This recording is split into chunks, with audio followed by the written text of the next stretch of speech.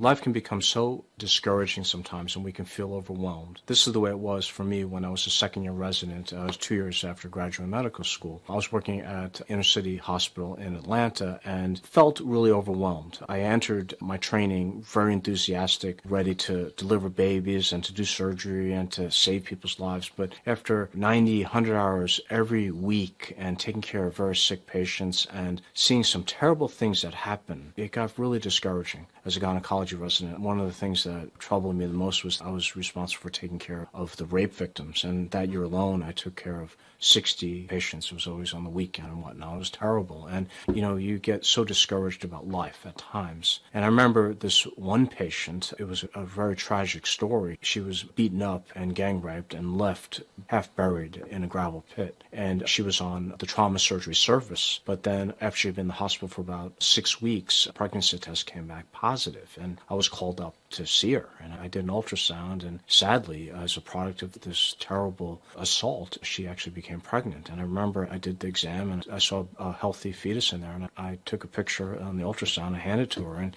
she kind of looked at it and then she just dropped it on the floor. I remember I was just sad because here's a woman that had been unconscious and buried and assaulted. And she got pregnant as a result of that. Sometime later that year, I was sitting in my clinic and a new patient came in who I hadn't seen before, wheeling a baby, and she had this huge medical record chart. So I started going through it. I'd never seen the patient before, and she was actually born at the hospital. It was a birth certificate on her footprints. And I'm trying to figure, why is this chart so thick? And then all of a sudden, I came across this huge trauma surgery section, and I leafed through it, and I realized that this was the patient that had been assaulted, had been raped. And here she was with this pretty smile on her face, and she was all happy, and she was wheeling her baby in there. And I was shocked. And I said to her, I know who you are. And she was all smiley and stuff. And I said, what happened? And she told me what had led to the assault. She was on cocaine, and she was abused. She was high. When she got out of the hospital, she decided to get her GED to build her life back. And she told me, she said, let me show you what saved me. And she pulled out the ultrasound photo that I had given her. My signature was on it. And she said, this saved my life.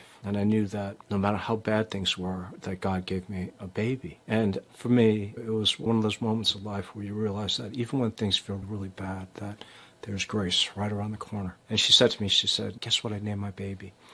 I didn't know, she said. I named my baby Miracle. She had a big smile on her face, and it really was a miracle. And I think that there are miracles all around. You just can't lose faith. You have to keep hope even when times are dark. Thanks so much for watching. If you enjoyed it, please like and subscribe to my channel. YouTube things.